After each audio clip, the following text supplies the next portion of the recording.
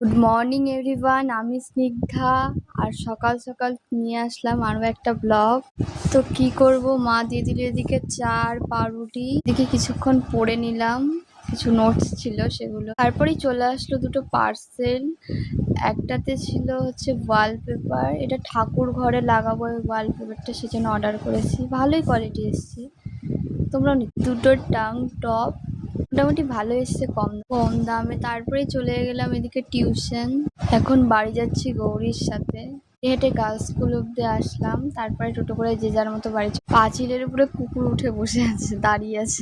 স্টুডিওতে কিছু দরকার ছিল, জেরক্স করবো, ছবি তুলবো। চলে আসলাম কম্পিউটার সেন্টারে, নতুন ট্যালিতে ভর্তি হব। কেউ করেছি এই সেন্টারে। একটা কোর্স শেষ হয়ে আর একটাতে ঢুকছি আমরা। আমুল থেকে দুটো আইসক্রিম নিয়ে পরে পিৎজা পয়েন্টে চলে গেছিলাম। কিছু খাওয়া দাওয়া করার পর এতে এসে ডিনার করে নিলাম। পরে কিছু চিকেন কষাও খেয়েছি। ব্লগটা এইটুকুই, ভালো লাগলে লাইক কমেন্ট সাবস্ক্রাইব করে